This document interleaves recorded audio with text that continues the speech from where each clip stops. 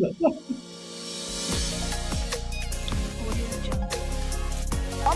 that was so good. Go again. 3, 2, 1. Live. What is going on, guys? My name is Kolby Christophic. I'm here with JR and our guest for today's podcast, Mr. Daniel Gamez. Hola. Before we get into talking with Daniel, which we've got a really fun episode for you today, but before we get in and asking him questions, we want to know It's okay. what you did last week. JR, let's start with you. What did you do for movement last week? I trained 6 days last week, kind of continued the same Wow. New schedule record. that I had the previous week with a little extra. I did heavy deadlifts, building up to my heavy one on Friday, and it kind of like not tweaked my back, but just made me extra tender. So I had to kind of take it easy on Sunday, doing a lot of mobility, just trying to get ready for this upcoming week of probably heavy lifts as far as like what I consider heavy. Yeah. Just like a lot of mobility, a lot of like Olympic lifting, and just keeping my conditioning by doing like my running gig as well. Nice. What did you end up hitting? I saw that you did some deadlifts on I Friday. did 315. Nice. Yeah, that's All right. 345 is my one rep, but yeah, I'm Nice. okay with that. It's okay. Nice. Yes. Daniel, what did you do to move last week? As JR said, I trained 6 days. Nice. Yeah, it's good. What did you Saturday- train? What? What did you train? What did I train? Yeah. I only did CrossFit, like the racer program. Okay. And on Saturday, we have a big group of athletes training in the morning. Nice. The same And- workout we did at Cavalli is the same workout that you did at Oxnard MVMNT. Oh, nice. All right. It was a busy Yeah, it was a morning good this workout. last Saturday. Team workout. Did you do the Yes. team workout or did you coach it? No, I was coaching. You didn't want to do I it. like both. I like to coach and I like to do the workout, but I think no, I can't choose one. I like to do both. I like to watch. I like to see athletes doing Suffer. their workouts. Yeah, Yes. everybody I knows mean, you like that's to. okay.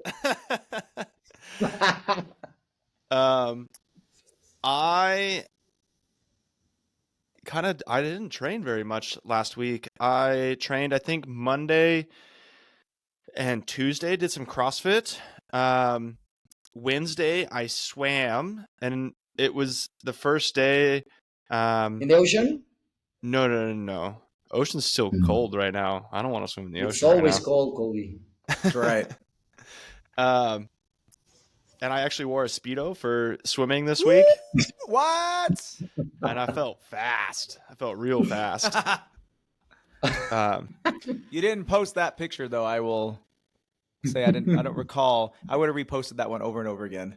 Yeah, I don't think I let anybody get pictures of me. I've learned my lesson of pictures and Speedos.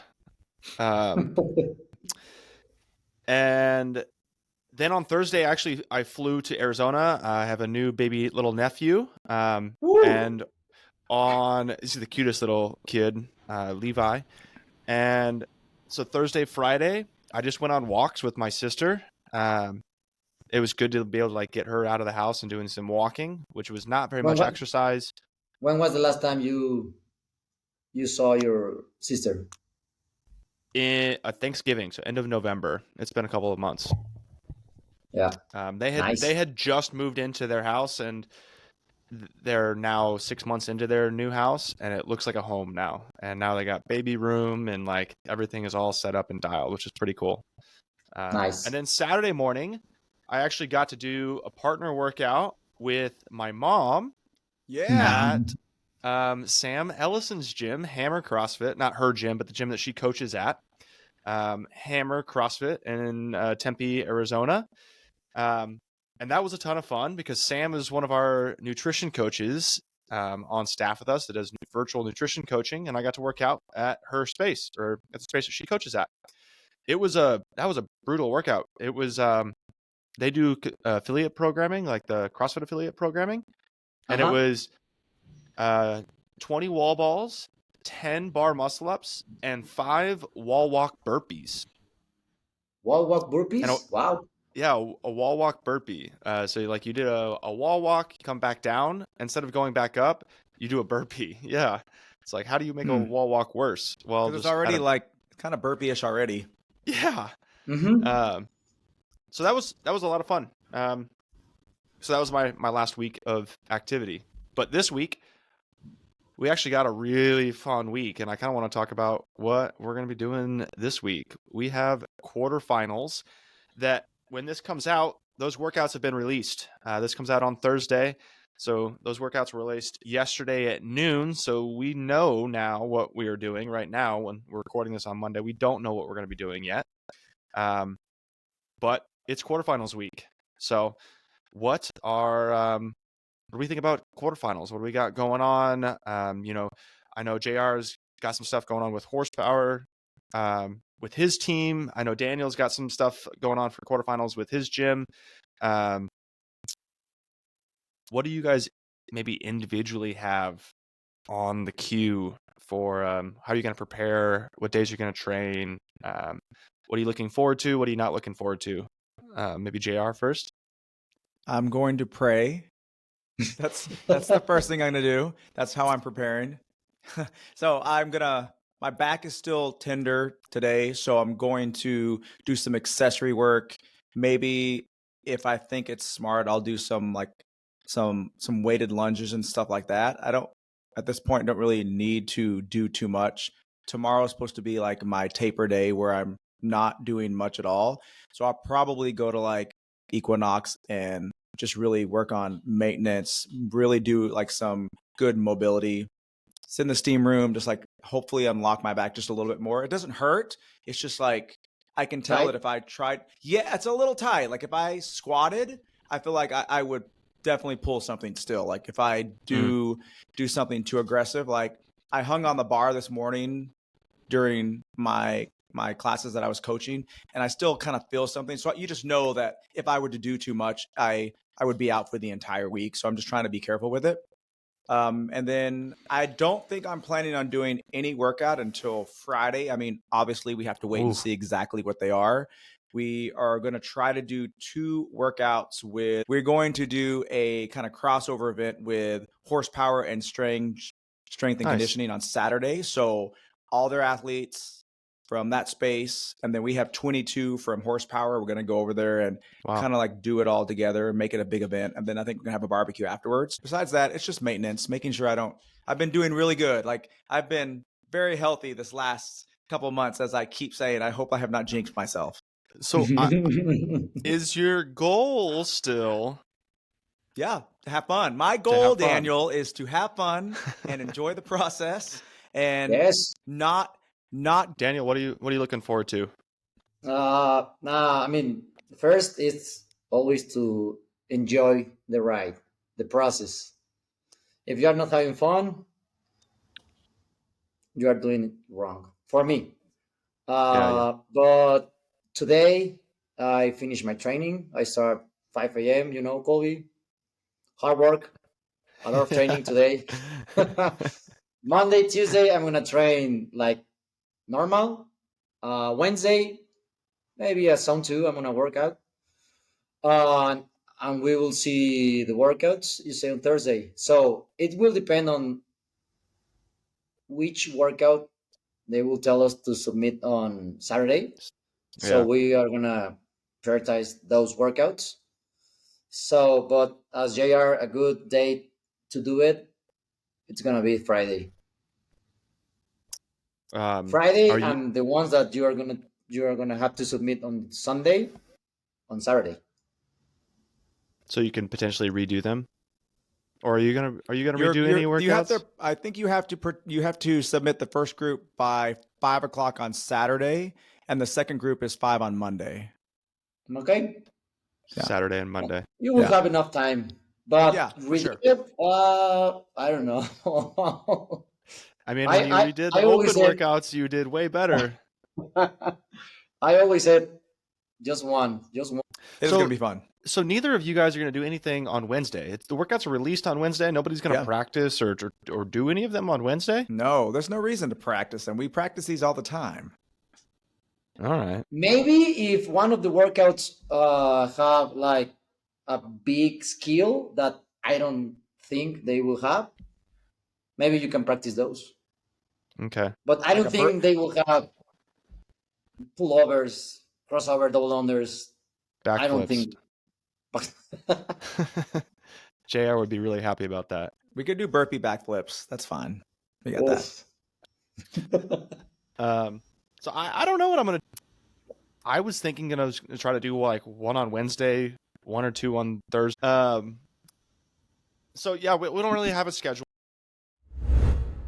Daniel came and worked for us at Oxnard MVMNT for a couple of years, and he co-owns a CrossFit gym it's not a CrossFit gym, but a functional fitness gym in Mexico, CF Cavalli. And he does a couple of other things as well. He's a man of many talents.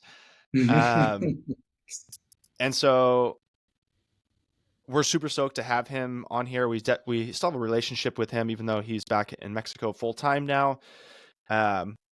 We work with him quite a bit and keep in touch quite a bit as well. Daniel, I want to know a little bit of a background on like fitness for you. How did you get in? Like, how old were you when you got into CrossFit? How long have you been doing CrossFit? And maybe give us a little bit of background of the few things that you do, because not only do you co-own and coach at a CrossFit, but you've got a couple of other gigs that you do as well. So briefly tell us about some of those. Okay. I am 33 years old. I have been doing CrossFit for 12 years, a little bit more. The first time I joined a group class, a CrossFit class, was with my brother. He asked me like, "Hey, come on, join." I was doing only gym, gym rat they call today, and I was like, I don't like it. I think I will not like it. And after weeks, because it was like for a few weeks, he asked me, and I said like, okay, what could happen?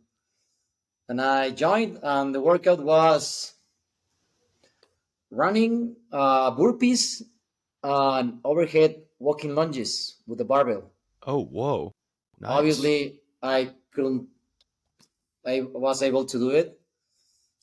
So I did back rack walking lunges, Mm-hmm. but I really like the way, like, how was the class? Like, you go only 1 hour, you talk with the group. The group cares about you. They like invite you. The coach like always start from the beginning. Like, okay, we're gonna do this. You have to do this, no matter what. If there is a experienced athlete or me, a new athlete, the coach was good. And after that, I start to like join every day. Until now, I love to do group classes. It's been more than 12 years. Yes. Nice. And when did you start coaching? Coaching after was like 3 years. Like I was doing the group class, and then the same gym where I started, they asked me, "Hey, do you want to coach? You need the level 1. You need like that stuff like that." Yes, I mean, it was kind of easy for me that this stuff. And when I went to the L1, I like it more. So after the L1, I start to Dive in even more. spend more time looking to CrossFit stuff. Nice. And then now you co-own a gym with a couple of other people. So we know that you're coaching, you're doing a bunch of other things with that, but you also you do a couple of other things as well. Yes, I mean I have right now. Oh, in April. Oh, this month we're gonna we will have our anniversary, the Oh, eighth Cavalli? 8 years of Cavalli. Nice. We are three business partners: Sarah, Ricardo. They are married, and me. Nice. It's been Um, great. Yes. and Besides that, I own a small business of flavored waters, horchata, Jamaica, tamarindo, that many restaurants, food trucks, they sell.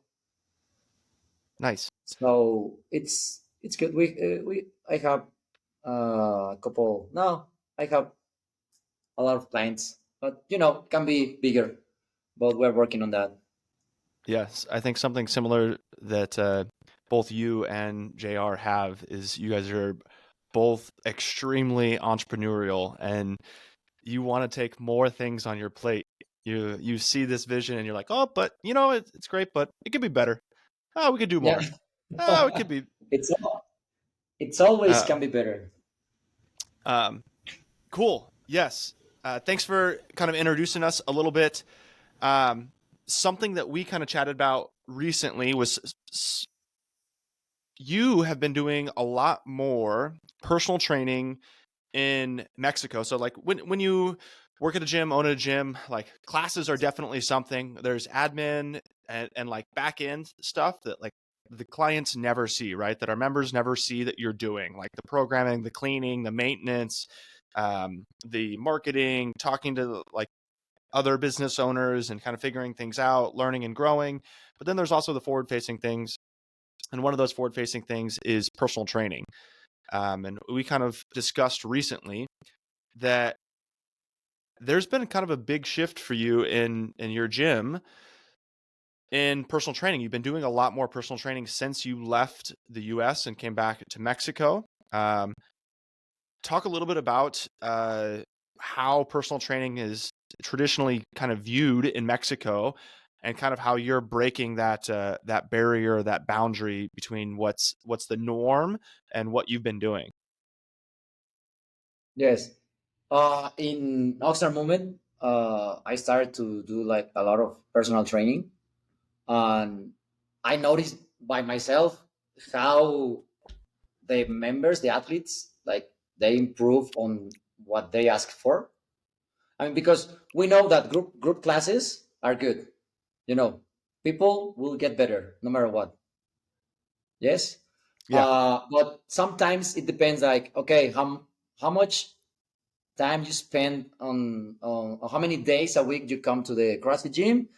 What do you do outside of the CrossFit gym? There are like different things that you will get better, but some members in weeks, some members in months, some members sometimes take Years. years. Yeah. But personal training for me is the best. Like the way you improve in one class is like, because as a coach, when I coach a class, I always said sometimes the same things that I said to a personal when I am with a personal athlete, when I'm coaching personal training. Yep. But it's different, like one on one, than talking to 15 people. Yeah. It's way different because you said like, okay, this is how we need to do it, and some people struggle with different things, and when you see the athlete in a personal training doing like where he or she struggle is when you can attack that movement to get better. So yes, Yeah. group classes, I love the group classes. We know that you're gonna get better, but personal training is like the best to improve in something in particular. So you kind of gave me some insight into like what the mentality at personal training is in Mexico and kind of like how you've been pushing to break that. So tell me a little bit more. Like personal training was very low on value. Nobody really wanted to do personal training. So tell me Yeah, more about maybe that. because it's expensive. But once the member like know how they are going to improve, they will pay it because they like it. I mean, you only see. I only work with personal. I only work personal training with athletes that they really like to get better at these, like double unders, uh, pull ups, handstand push ups, bar muscle ups are the things that most of the people want to do it. Skills. Yeah. Skills is more than because technique on weightlifting it's take longer. I mean, you can get better, but if you have a like a decent way to do it, the details to be specific will take a lot of time. Yeah. But the skills can be And improved if significantly if faster. if you cannot like if you can put your barbell here, but you can't stand up, you can't stand up. You need to work your legs, your strength, Right. and Yeah. that takes more time. Yes. Do Yeah. you find that you work more with the everyday member or like a higher skilled somebody who wants to compete? Like, what is the majority of your clientele? No, the everyday. Yes, like yes, they are like members that they only want to do double unders.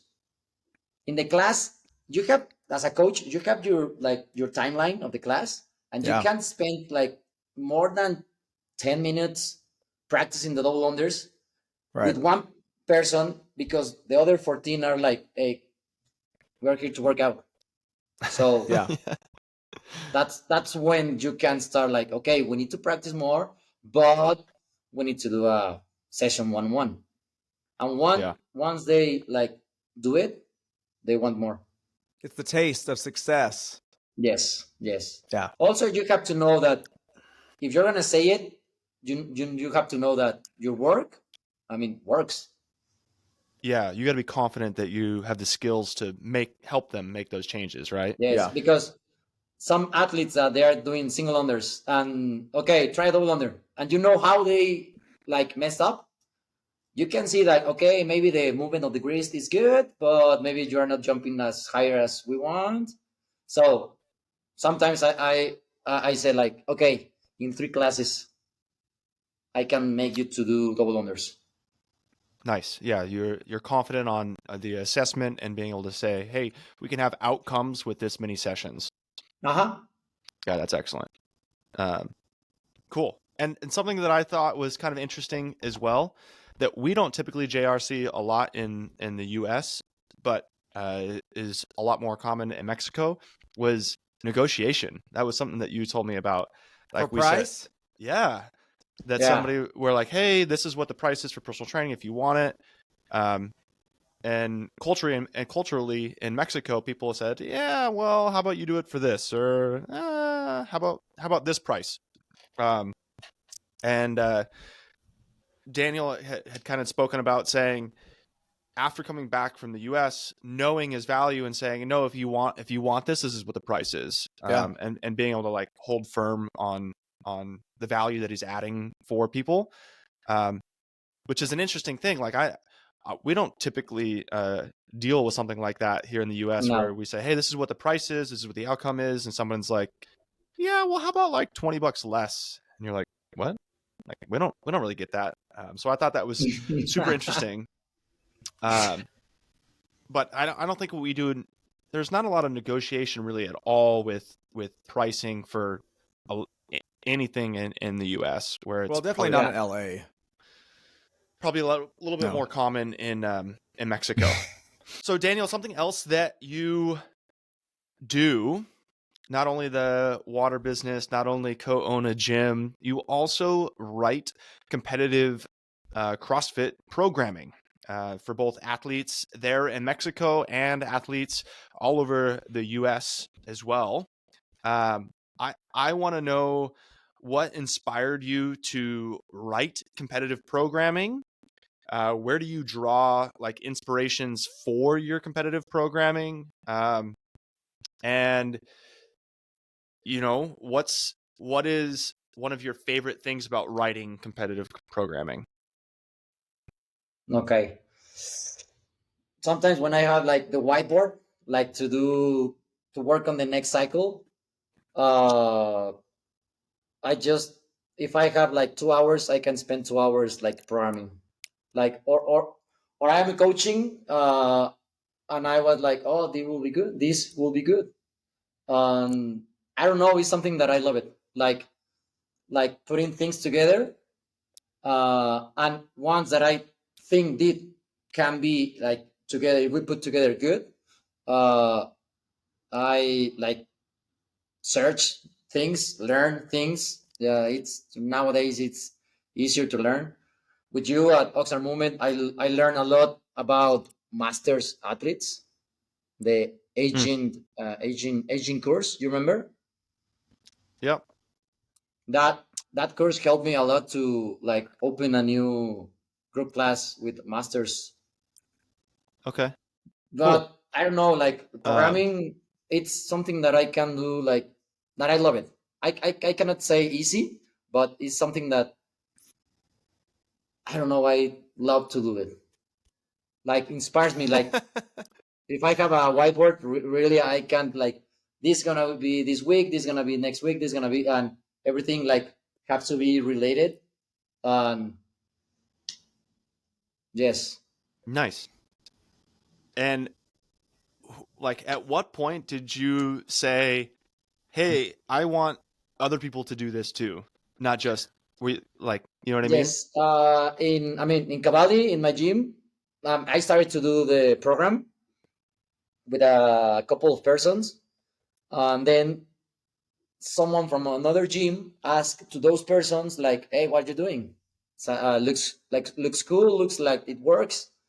Uh, and just like that, like they start like talking to other people, and it started work. Like some competitions, we did good, and after that, it's been good. I went to Oxford Movement, and hey, I have this. Do you like it? And a lot of people like it from the first day. So Yeah, we still continue to have quite a few people on Raise the Program, and not only do we have members here, but there's also members from all over the U.S. as well. I think Texas and Florida and somewhere else on the East Coast as well, that are on this program as well. And what is the program called? raise the program. Raise the Program. And all of our listeners can get a free month of this program, just by DMing us or getting in touch with us. If you're not already on this program and doing this program, we will give you a month trial of this competitive programming.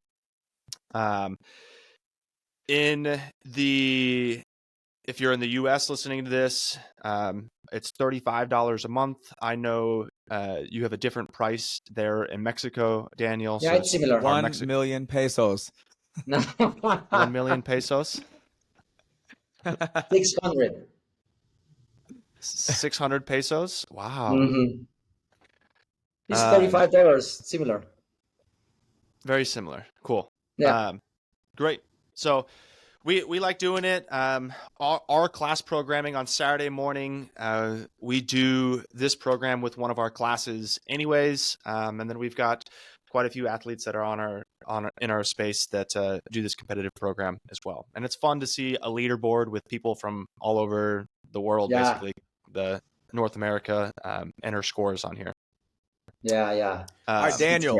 So you have obviously the experience of working with the athletes in Mexico, and then in your time here at Oxnard Movement, what is the biggest difference of members, athletes that you see from the United States to Mexico? Or is there a big difference? Yes.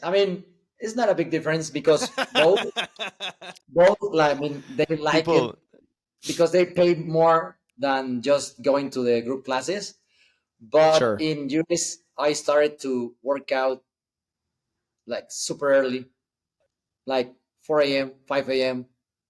And if I ask like to the members, to the athletes, let's train 5 a.m., everyone was like, I mean, Oh, Oh, for they in the like it US? yes, they like it. Yes, Chachi, Manny, in the everyone's like, US. if I say like, Oh, let's work out 6 a.m., yes, I rather go 5, 6 a.m. because I don't want to spend a lot of time in the gym, or I want to spend the weekend with my family after 11 o'clock or something like that. Here I started to do it would. that, like, okay, we need to work out at 6 a.m. because that time everyone can. If we try at 11, a lot of people on Saturday, they will say like, oh no, I have to go with my family. Oh no, I have to go. So the commitment at the beginning was like better over there, but Mhm. when I came back, I started to do that, and it's been great. I kind of want to shift gears a little bit as we close out here and chat a little bit about um, CrossFit affiliation. I think one of the things that sometimes gets overlooked a little bit when we're talking about CrossFit and programming and owning a gym and running things and being entrepreneurial and all that kind of stuff is we pay CrossFit an affiliate fee every single year in order to be like a licensed affiliate. They have been getting better and better about the things that they offer as an affiliate participant, like myself as the gym owner. They include some like marketing material. They can include like a page on their website. What they've been doing a lot more in the last year is been doing a lot more marketing and driving advertising dollars on their end towards search terms like fitness and CrossFit and gyms near me, so that more people are aware of CrossFit. And one of the things that's until recently hasn't really been addressed is the affiliate fee has been the same across all markets. So whether you're in the US, in Europe, in Russia, in Mexico, in the Philippines, wherever you are, it's been the same price everywhere. And I think post-COVID, there was a new piece that came up from the morning chalk up, and they talked about how the affiliate fees, they got to look and figure out like, hey, there's some areas where the economics is different, and in order to be an affiliate, we need to adjust those economics. And so we kind of did a little bit of research in kind of what it looks like to like how many members for a month would it take to pay the affiliate fee in the US, and how many members would it take to pay the affiliate fee in Mexico.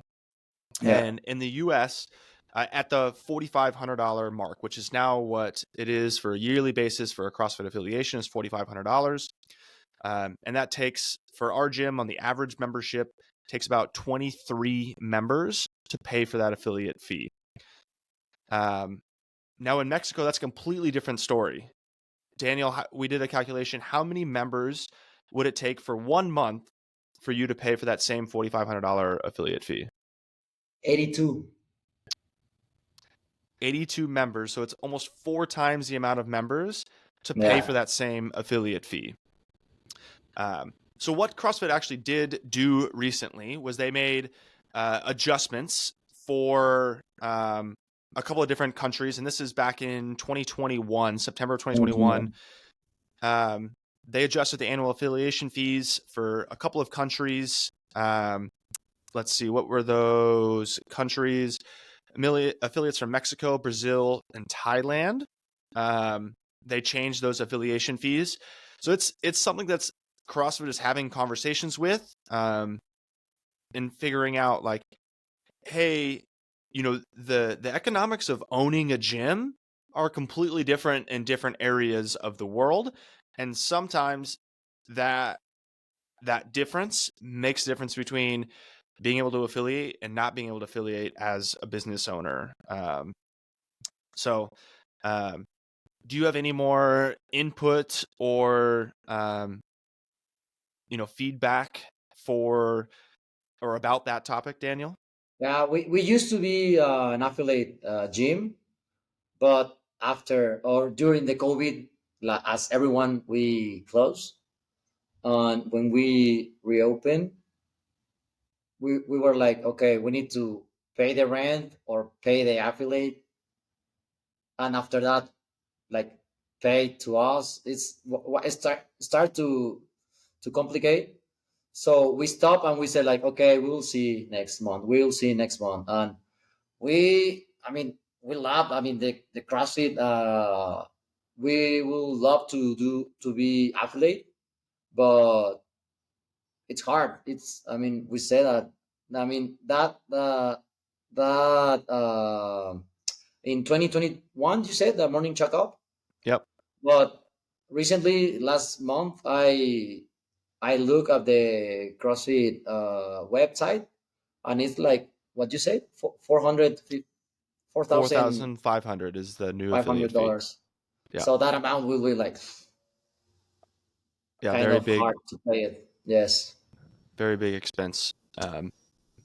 And like part of that has to do with like average pays and cost of living in Mexico versus in other parts of the US. Yeah, that is very different.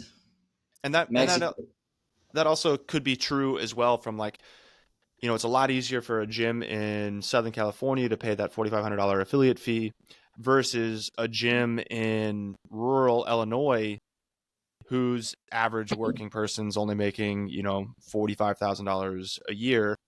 And their gym space, like $4,500 might be like 2 times their rent or something like that. Yeah. And Daniel, can I ask, like, what's the average monthly fee for a CrossFit in Mexico versus the United In States? dollars, Yeah. 50, 55. Really? And it's kind of expensive. But I mean, Okay. Wow. it's a good amount. I mean, if you are charging that, it's because you are a good gym. What does when you said you were a gym rat, what does a gym like that charge? Like an access gym In in dollars, like 20, 25. Okay. Oh. Yeah. So $25 a month to your $55 per 50, month. 55. So were you completely just shocked when you found out how much Americans are paying for CrossFit Yeah. a month? Yeah, I talk a lot of times like these topics, these themes with Colby, because I was like, you only need 21 persons, 22 people to pay the affiliate, and we need like 80, 81. Yeah. But Yes, there was many conversations that he's like, how do people pay this much money? And it's like, if we don't charge this, like we don't have a business. Like Yeah. we don't make ends meet. Yeah. yeah, And I think Colby's gym's on the low side. For LA, absolutely. Yeah, Yeah, my for other sure. gyms charge $245 a month. 245. Yeah. And if Yeah. they get open gym access, it's another $25 on top of that. 260. Whatever. 270, yeah. 270, yes. Yeah, that's fairly normal for like the LA County area. Our area in Ventura County, I still think I'm one of the cheaper facilities around. Especially if you were to compare, there's only like a limited number of CrossFit affiliates, but if you're thinking about like the Orange Theories and the F45s, they're more expensive than our membership. Yeah. And they're, in my opinion, the value that they're providing is significantly lower. Equinox is $217 up to like $255 a month. And that's an access gym, right? Yeah. Like, do you have to pay more to take classes, or does that include classes? No, that's included. I mean, and it's not 24 hours, which not every CrossFit has that as well. But you're getting like those other amenities, like really nice bathrooms, like towel service and stuff like that, like steam rooms and whatever. But yeah. So yeah, large difference. And I also think that that's partially due to maybe the the value on what somebody's like willing to pay on health and fitness as well in the US versus in Mexico. I think that there is potentially a much larger, like, I don't know, maybe you could tell me I'm wrong here. There's a much larger need in the US for health and wellness intervention for people, where in Mexico, no, it's true. there might be more people who are like, I'm going to stay healthy. I don't need a gym to like help me stay healthy. I'm just going to stay healthy. Or I have to, like, my job is a lot of manual labor and I'm working hard all day long. And so, and I think that might be a difference culturally as well. Daniel, obviously you have worked with Kolby. Tell us something that you have really enjoyed about working with Kolby, and then give us insight on something that you did not like about working with Kolby. With which one you want me to start? The one you don't like. Kolby is like super methodologic. Like, this has to do this way, this way, this way, this way, this way. And a lot of times it's just like, come on, Kolby, you can just jump that part. No. This. Yeah, Kolby, come on. Process. But okay. the good thing is that I learned a lot.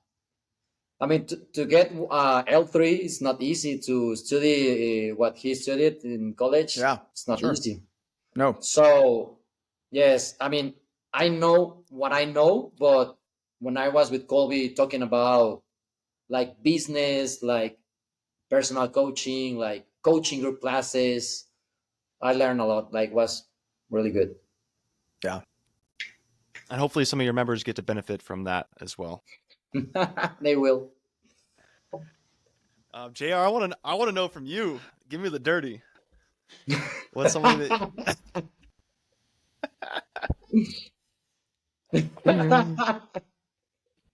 Come on, JR, tell us. Yeah, I mean, I think that exactly what you said. Like, when it comes to Kolby, I think he could be a little more flexible with things.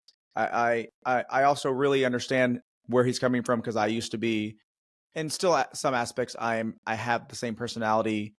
I think that like things that I know will work, like, take my advice because what I'm telling you works because I've experienced it. But also, I used to own a gymnastics center for 10 years. And the best thing that I eventually was able to do is kind of detach myself from the idea that my way was the only way to do it. And when I started allowing people to do things, even though it would almost be cringeworthy for me to kind of watch them do it, they would eventually show me that their way was, if not as good, maybe better. And I was actually able to learn from my employees by allowing them to do things differently. And as long as they were getting the job done and they were successful, then at the end of the day, I can't complain about it. But I do know, I mean, it's really difficult to, when it's your business and you put everything into it, that you can let somebody kind of do that. So that would be my critique. What about what's something now that I want to respond to that, but before, I want to know something that you've enjoyed working with me. Nothing. Yeah, I know I have. No, I think that like you do a really good job of, we always know exactly what you expect from us. There's no guesses about, Kolby expects me to do this. This is what I'm supposed to do, and it just needs to get done. I'm either doing it or I'm not doing it. There's no like gray area, where in the past I've had employers who just were very vague, or they didn't communicate. You communicate a lot, so I appreciate that. Cool. Daniel didn't like it when I communicated. He goes, "Let's talk less. No English." Just work it out. Yeah, I agree with that, and I feel like I recognize that in myself.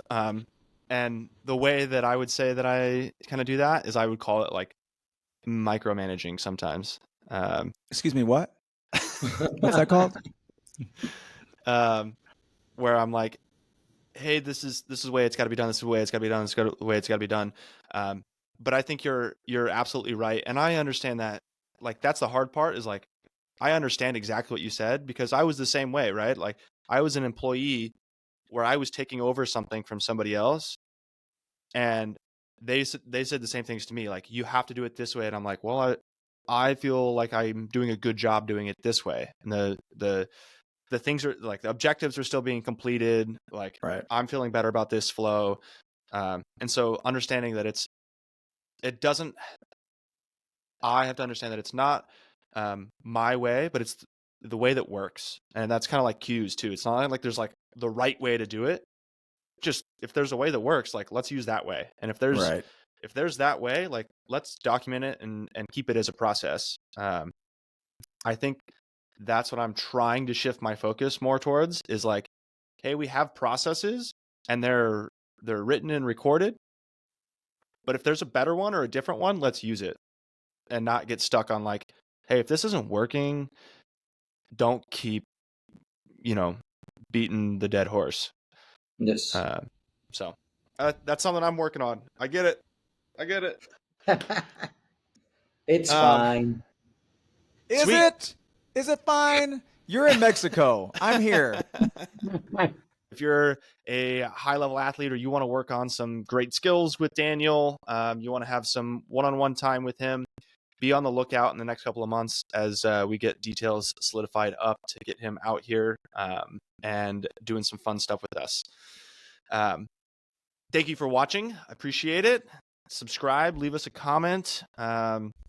If you want to get access to Raise the Program for the next month for free, leave us a comment here, shoot us a DM or an email, get in touch with us, and we'll get you all set up on that program for this entire month.